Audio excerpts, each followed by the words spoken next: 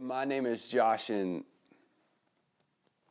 now is the perfect time for the Sunday devotion.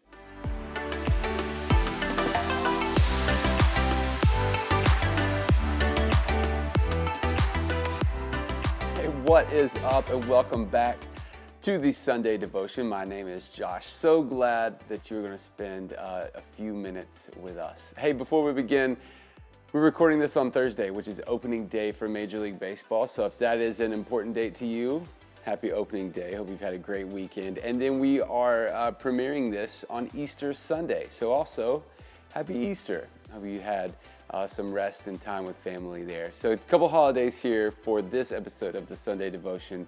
And again, the Sunday Devotion basically serves as this recap or a replay of what we talked about in the room. So if you want more from the Sunday Devotion, students are currently meeting live on Wednesday nights from 6 to 8 o'clock. We hope that you'll join us. To recap, catch you all up, Jesus tells us the story of the lost sheep to remind us that Jesus notices us. Jesus notices you.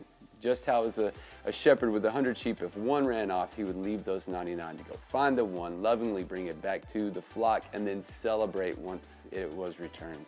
Jesus told the story about a woman with a lost coin, and she had 10 coins. She loses one, and she basically tears her house apart to find that one.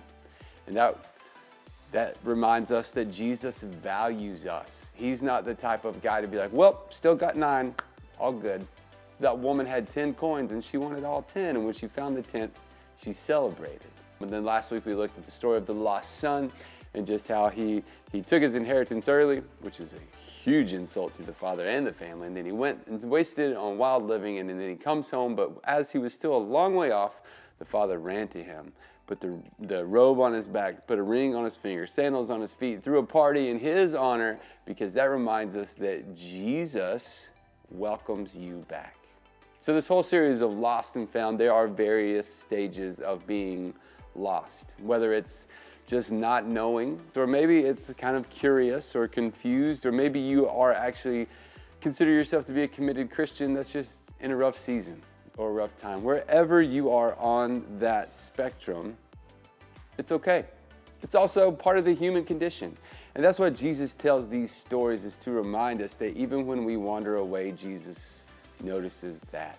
Or even when we feel like we are lost, he's willing to search all over the house to find us because he values us. Or even when we've been gone for a while and left on rough terms, he welcomes us back. And tonight, there's this other thing that we need to talk about, part of that lost son story. And the takeaway is that Jesus invites you to the party. Because the other part, we always talk about the younger son took his inheritance earlier and left. Well, now we need to talk about the older son, because as the story continues in Luke 15, he's in the fields working. He comes home. There's a party going on.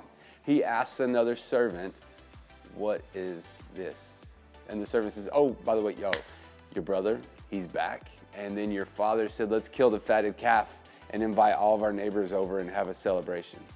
This sends the older brother into a rage, and not like a rage where he's just ready to go into that party and burn down the dance floor. Not that kind of rage. Like, he was so angry. He goes to his dad and he's just like, how could you do this? That son of yours just took all his share of the inheritance and left and spent it on wild living and prostitutes and God knows what else. And you just throw him a party when he comes home? He's like, yo, I've been here this whole time. I've been working. I've been loyal. I've done everything you've ever asked me to do, and you've never thrown me any kind of a party. You've never celebrated me in any way. But the father reminds the older brother, the older son, hey, what was lost, your brother, by the way, was lost. Now he's found. And when we find things, we celebrate those found things. And then the father invites the older son in, just like Jesus would. Now, there's so much going on here, but I want to say that maybe that older son had a lot of performance-based love, attention, affection. Maybe he had a lot of that going on, where he felt like, I've worked hard for this, I've been loyal for this, I've respected you from this. He didn't. So I actually have earned your love. I, personally, Josh, really identify with that. My whole life has been kind of like that. Now, I've worked hard the last few years, thanks to some professional counselors and therapists and things, to grow out of that and to heal from some of that. But I see kind of what this older brother was getting at. But the truth is that you can't earn God's love. You can't earn the love of Jesus. That may sound like bad news, but the good news is that he's already given it to you. So we can't earn something that's a free gift. It's already given. And secondly, we see that the older brother, because of all that performance-based stuff, became so bitter that he couldn't even see that his brother had returned home. And that was worth celebrating. You are back. And I get it that they probably left on bad terms. This older son was probably a little bit protective of his dad because he was always trying to please him. And then this younger brother just walks in and is just like, I would like my share of the inheritance even though you're not dead. And then he goes and just wastes it all.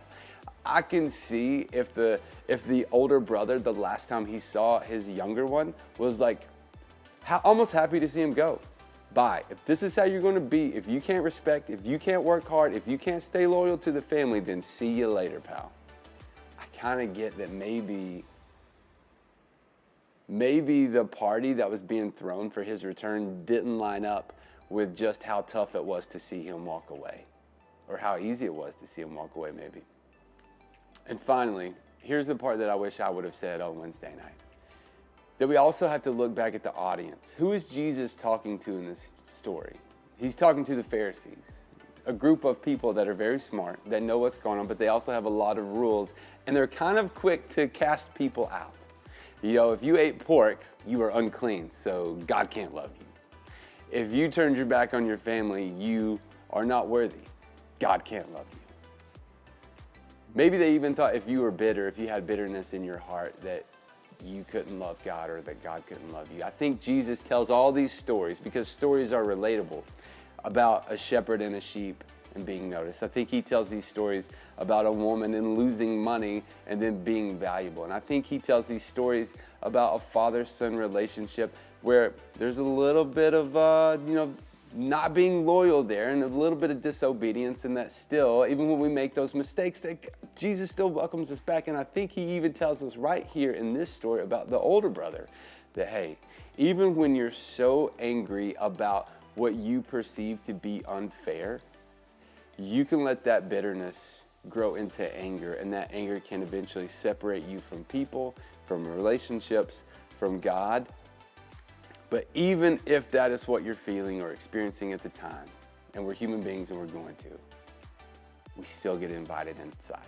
We still get invited to the party. We still count. We're still worth celebrating. And I think that's one of the things that Jesus wanted these Pharisees to hear. And maybe that's what he wants us to hear today as well.